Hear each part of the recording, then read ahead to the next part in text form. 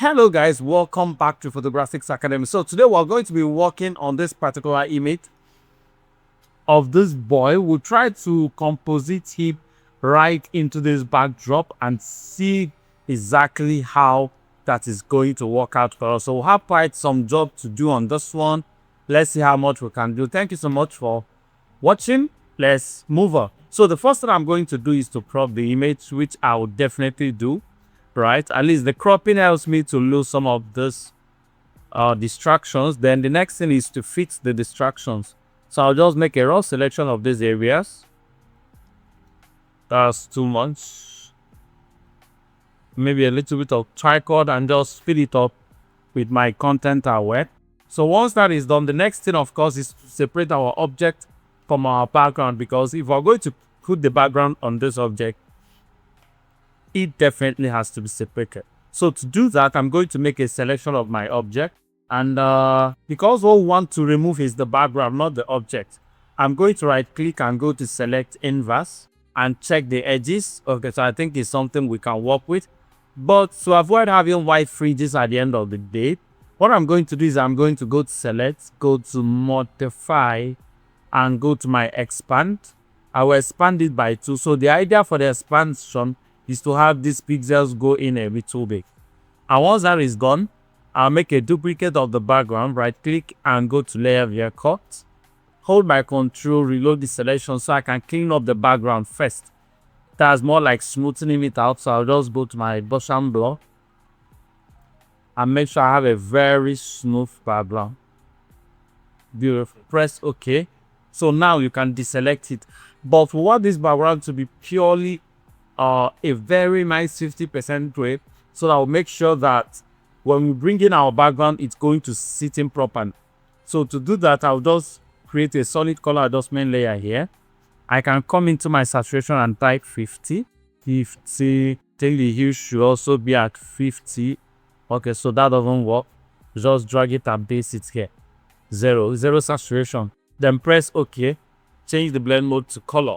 So now we'll have it as a very clean gray backdrop instead of, the warm backdrop. This is very crucial for how this image will finally come out today. So this is the background we are working with. I'm going to unlock the layers. Then maybe crop it as well to be sure. Okay, so it's exactly the same size, but I need to give it some floor. So the reason I'm giving it some floor or some foreground is because my objects have a lot of foreground and I wouldn't want it to end up not fitting in. Beautiful. So now we'll have enough room for whatever we're doing. So use your move tool, drag it over and place it right here. Keep it right in the middle. Place your anchor point exactly at that middle area by holding your alternate and clicking on it. You are not seeing your anchor point and you're not sure where it is. Just check this box over here. This is your anchor point. Position it right in the middle. Then hold your alternate and scale it in. Beautiful. If I need my object to be somewhere around here. Nice, that works for me. Press OK. Now the next thing to do is of course to blend my object into the background. There are a few things we can do. There is a trick I have not actually tried out before, but I'm going to try it in this video and let's see how that looks on our image. So change the blend mode of this to overlay first of all. I actually like the way it's looking, but let me show you something.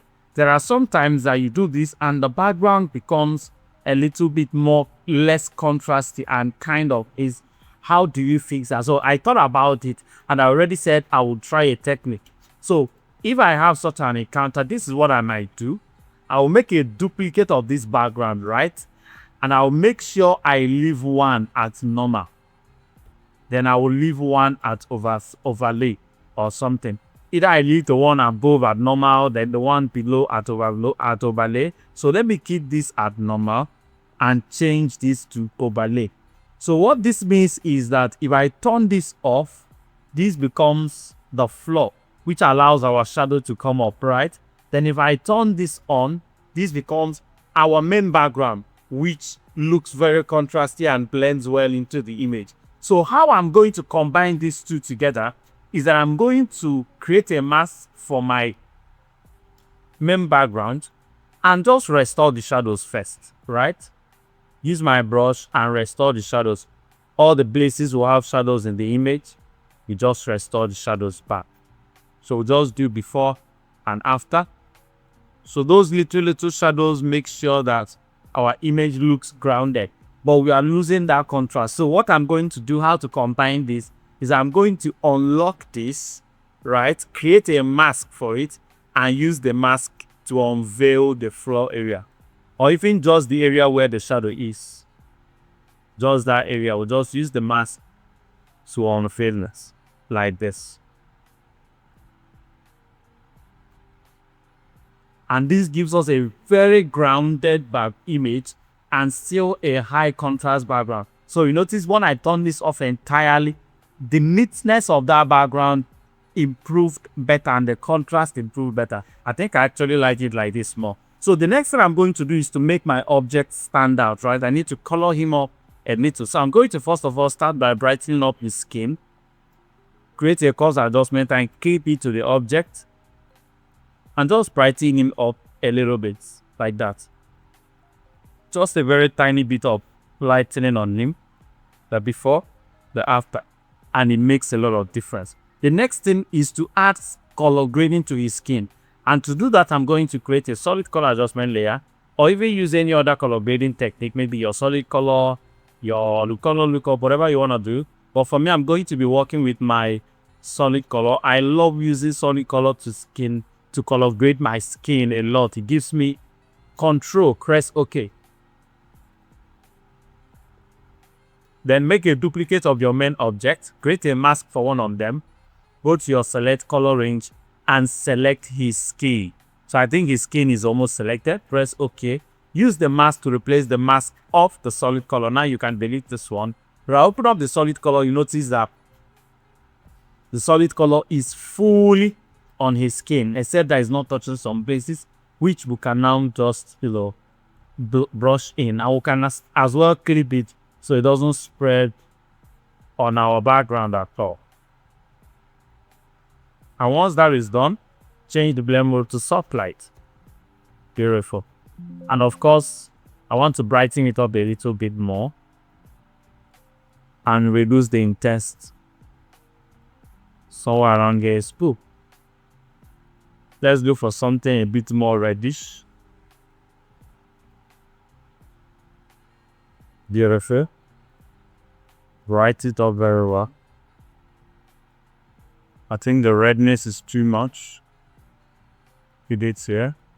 Before and after, you look at that. So I think the redness is a bit too much. Be somewhere around here. Good. So now once all of this is gone, the next thing I'm going to do is to create a stamp visible layer. Ctrl+Shift+Alternate+E. Now it's time to go into our camera raw filter. So go to filter, go into our camera raw. I'll go all the way straight down to calibration and just punch up the colors of everything. My blues, my skin, everything, punch up the colors. You can start to make it very saturated, but that's going to become too distracting. So just punch it up and keep it somewhere around here. Then back to my... Okay, I think I'm going to do a little bit of S-curves there for contrast. Just tiny bit of it. Then come to this area, add some clarity, add some texture. Check our highlights, higher or lower. So let's just kick it in a little bit, add some contrast. Lift up our shadows quite a bit. Is it going to look better in cooler temperature? No, I like it warm. Let's keep it at this. Then the last thing is to add just a very tiny effect of vignette there. And we are good to go. Look at the way the colors are popping out. The before, the after. So let me show you the overall before and after. So I think my saturation right here is too much. So I'll just drop it down a bit. This is the overall before and after, the before. Then after, of course, you know what it looks like when the had to remove the backgrounds. This is the before. This is the after. Another thing you can do is that you can decide to select his dress and make it pure white. But I think it is not actually originally pure white, because looking at it now, we notice that the hand is whiter than the cloth. So this is off-white, which makes it perfectly okay. You can even decide to add any color lookup table just to add a little bit of drama to the overall image. I like that greenish tone effect that just popped in there. But let's move around and see what we can do. Nice one. So I think I love this. This is beautiful. The before, the after. And that is how you do it, my friend. Thank you so much for watching this amazing video. Do make sure you subscribe to our YouTube channel. And if you subscribe, click on the notification bell to get notified every single time we drop a new video. Until then, see you on the next one.